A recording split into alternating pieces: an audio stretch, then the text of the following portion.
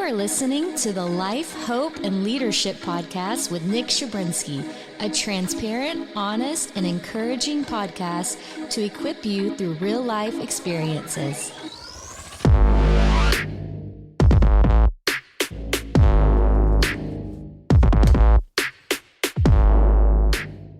What's up, beautiful people? Thanks for jumping in on Life, Hope, and Leadership with me, Nick Shabrinsky. That's how we roll, if you know what I mean. Listen, guys, I am, I guess, venting tonight. Tonight's just a little thought. Me and my wife are hanging out for a date night. We went to check out the new Jesus Revolution movie with Greg Laurie's story. Pretty dope movie. Check it out. Go show it some love. But real talk, we were driving home, and I don't know about you if you've ever just had that craving. You know what I'm talking about? That craving, the insatiable craving. Jesus met a woman at the well for water. He said, you're going to thirst for more water, but if you drink from me, you never thirst again. But what Jesus did not talk about was Captain Crunch. He didn't talk about Captain Crunch. And so we're driving home, and we started craving Captain Crunch, and we ran out of Captain Crunch, as my wife likes to call it now, the Captain C. And so we're driving home. We went to, 17 different places to find some Captain Crunch because, after the pandemic, everything shuts down at 9 o'clock. So where did we go? We went to the Dollar General. General was shut down. Then we went over to Big Lots. Big Lots was shut down. Then she was afraid of Walmart. There's too much going on at Walmart. Sometimes you just got to have the right energy level. You know what I'm talking about for Walmart? You guys feeling me? And so then we went over to another spot. And I'm telling you, we even checked a couple street alleys. It didn't work. We went down to the Family Dollar. We got to the Family Dollar, and there was someone standing outside. So we're pulling up. They're like, oh, obviously they're going in because we had to check with Siri. And Siri said for sure that Family Dollar was open. So we pull up. She gets out of the car, gets out, walks up. Here's the store clerk. Store clerk is standing by the door explaining to the other customer, we didn't know what, that they are not open. Nope, not open. 10 minutes till it closes, and my wife was like, yo, holla back. She was like, ain't no holla back.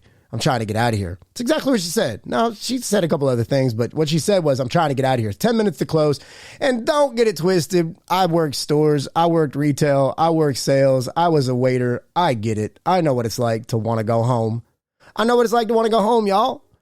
But the reality is that joint was supposed to be open. And so I was driving home, and we thought, man, every single time that we have gone to this Family Dollar. Now, I'm not going to put them on blast. You don't need to know which Family Dollar we were stopping at, but I'm just telling you, every time that we have driven by this Family Dollar and tried to go there, it has been closed within store hour times. And so it's just kind of been like, okay, so we never go. And we go tonight. We're like, hey, let's give it another shot. They were closed. And the clerk said, I'm trying to get out of here. Well, baby, we're all trying to get out of here. But here's the issue. And it made me think about the church. It made me think about Christians. It made me think about businesses. In our area, we have seen so many businesses shut down. And here's the reality. People complain about businesses shutting down, but we have to ask ourselves, why are businesses shutting down? And people go, oh, people don't want to work, or there's no money. And look, people are spending thousands of dollars on shoes with a little swoosh on the side or a little silhouette of a man. And it's crazy because people talk about that there's no money. No, there's money. Just people are using it wrong, or people do want to work, or they just don't know how to work.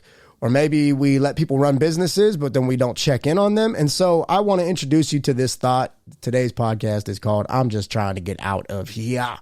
I'm just trying to get out of here, man. Trying to get out. Everyone's just trying to get out. So 10 minutes before Family Dollar closes, they're trying to get out of here. But here's the problem. This place was not put here just to give you a job. It was put here to meet a need. Stores are put in places by owners. Places are put in communities by owners and by organizers and by corporations and industries, moms and dads, husbands, wives, singles and couples and dreamers, people who have a dream. They're like, man, I'm going to buy this building. I'm going to build this. And people go, oh, well, that's the big box industry. Well, don't get it twisted. Big box industry pays people's dreams. Like nothing started big. Everything starts small. People always get mad at the ballers, but everybody started somewhere. And so I'm sitting here, man, I'm like, dude, this sucks because this is how business is shut down. Why? Because people are just trying to get out of here. And that's not always just the clock. It's an attitude. And you should write that down if you're taking notes.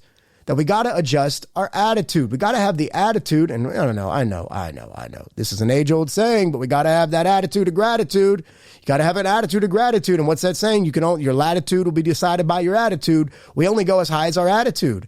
Imagine waking up and being like, wow, I got a job, dude, and I'm going to grind. And, oh, man, I'm feeling a little sick. But you know what? 10 more minutes, and I'm out of here. Got to lock it down. I mean, yeah, you might have to give an extra 15, 20, whatever. But the reality is someone trusted you to put you in your spot, hoping that you would help their dream come alive while they took care of your needs. Now, take this outside of the context of Family Dollar, Dollar General, Walmart, gas station, whatever. Let's talk about us. Let's talk about our own life. Let's talk about you and me. Let's not go blaming no store clerk, but let's ask ourselves, how many times am I just trying to get out of here? Parents, don't just try to get out of here. You only have your kids for so long. I saw something the other day. It was like, whoa, that's a thought, that a teenager is only a teenager for 7 birthdays. They only have 300 and something Saturdays to their teenage years. Let's not be in a hurry to get our kids out of their teen years. Teenagers, stop trying to get all old all fast. Because then you get all old and you can't wait to be young again. It's never going to happen. So there's a process. You should write that down. There's a process to everything. This place wasn't put here just for you to have a job. It was so we could also meet a need. And I want people to think about this. I'm a Christian. I'm a Bible thumper. So I'm thinking about Christians who are always like, Jesus, come back. Oh, Jesus, just come back quickly, Jesus. I just want Jesus to come back. Take us out of here. Lord Jesus, this world's so wicked. Let's just get out of here. I'm just trying to get out of here, Jesus. And people say this stuff all the time. And Jesus is like, where are you trying to go? I didn't just put you here to sustain your needs and pay your bills and help you have a belly full of food. I put you here to meet a need. You need to realize wherever you are, God has put you there to meet a need. You are destined for greatness. You are destined to make an impact. Some people will impact 10, some people will impact hundreds, some thousands, some millions. But no matter what, if you can make a difference in one person's life because you were where you're supposed to be, when you were supposed to be there, I'm telling you, the reward is great. So here's what I realized, man, this person's trying to get out of there, but she never considered why people were coming to the door. Yeah, we realize you want to go home. But did you think about, man, what if that person used their last gallon of gas to get there to get food for their kid? Maybe they scrounged through the couch cushions, because y'all may not know what it's like to be broke. But I remember looking under the car and looking on the floor and walking the street looking for dimes and pennies just to get gas in my car so I could get to work and try to make it another day. And sadly, what happens is we get so focused on us that we lose sight of what us is supposed to be doing. And so we're trying to roll up and get some Captain Crunch. And maybe our needs weren't that important, but I have no idea what that other woman needed and why she was there. What if her kid was sick and she needed medicine? What if she was starving or had children at home and had no food and finally just scrounged up enough money to take care of the needs of her children? And when you're in the hurry to get out of the process, you're missing what God is trying to do. James chapter 1 in the Bible actually says, consider it pure joy when you're in every single different type of process, because what I want you to realize in every struggle and every trial and every tribulation, the process is perfecting you. Write that down. The process is perfecting you. It's important. We got to stay in the process of marriage. The process of marriage will perfect you. Jump out of it, and next thing you know, you're in a shattered home, shattered marriage, shattered this, shattered that. You're in a wrong relationship. You're not messing around over here, doing this over there, and you go, I just didn't like the process. Well, most people don't like the process, but they love the profits, but you don't get the profits unless you stay in the process. Am I helping you?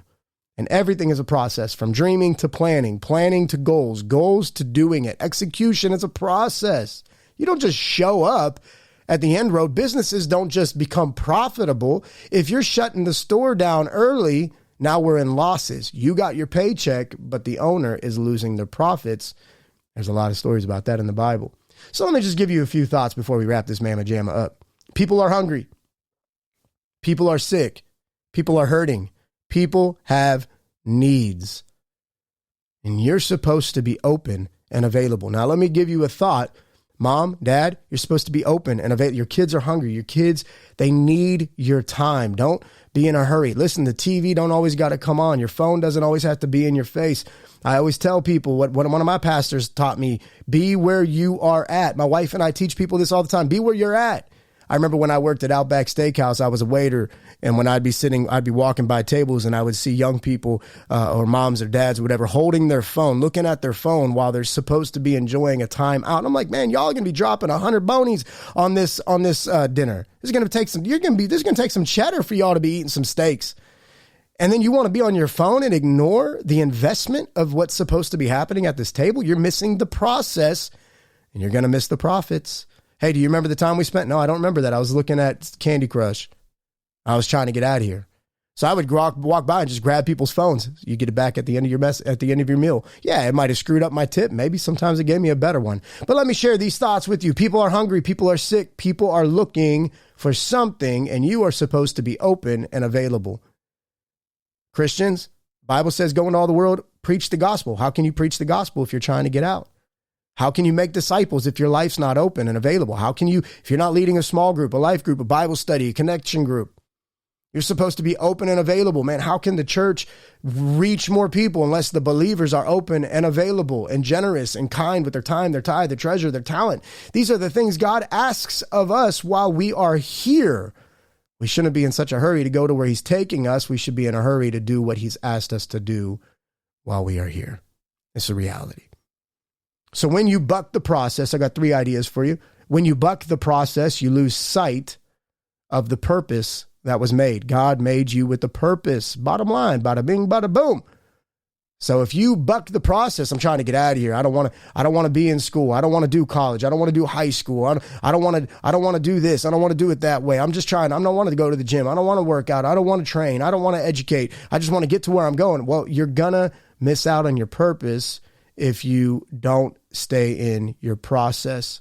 Second thing I want you to think about, when you buck the process, you lose sight of the price paid. Christians, Jesus died to reach every single person in the freaking world. And if you are not available to people and open, if you are not giving your life and opening up your life in ways to make room for, you're closed up, you're closed off, you're unforgiving, you're bitter, you're angry, you're judgmental, you're resentful, you're just pissed at the whole world, and you're supposed to be loving Jesus, you forget what Jesus did for you, the price he paid. When this clerk today was closing the business down before it was supposed to be closed, she has ignored the process. People could go on Google and say, hey, what time is this store open to? They might have driven miles because that was the only place that they would get what they needed. And the clerk was more concerned about what they wanted than why the person put them there in the first place. And because of that, they forgot the price that was paid to build that store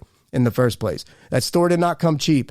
Your life did not come cheap. Your purpose did not come cheap. And when you buck the process, you lose sight of the price that somebody paid for you. Nobody in this world made it into this world without a mother and a father paying a price to birth you into your purpose. And when you don't live at the process, when you don't maximize the process, you actually rob the purchase price for your life, for your purpose, and all the great things that God has you. Number 3, when you buck the process, you miss out on a promotion that was already paved for you. The Bible says God has great plans for you and me. People go, well, why don't I ever see them? Because you refuse to stay in the process. The process is perfecting you. The process was paid for, and the process has made a promotion available to you. It's already paved, but you can't get there outside of the process. There's no shortcut to promotion. And usually if you find one, you won't stay there long because the process prepares you for promotion. I want to be the manager. How can I make you a manager when you can't even keep this? You can't even keep the store open long enough? How can I trust you to run the whole store when I can't trust you to run one shift? How can I trust you to care for hundreds when I can't even trust you to care for 10? I tell our worship team all the time, if you expect to lead people from the stage, from the platform, from the altar, but you don't care to lead them in the foyer or in the parking lot, then you'll never be leading them. So those, the Bible says, who endure till the end shall be saved. Stop trying to get out of here and start saying, God, why do you have me here? And what can I do to maximize my purpose? What can I do to maximize the price you paid What can I do to get prepared for the promotion coming my way? Don't buck the process. Everyone type it, say it, comment it, write it down, shout it out loud, stay open, because those who endure till the end will be saved. When you're in a hurry to get out of the process, people miss out on their purpose because we haven't fulfilled ours. I hope that helps you.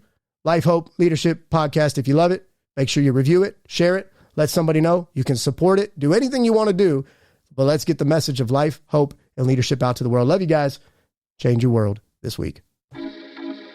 You are listening to the Life, Hope, and Leadership Podcast with Nick Shabrinsky, a transparent, honest, and encouraging podcast to equip you through real life experiences.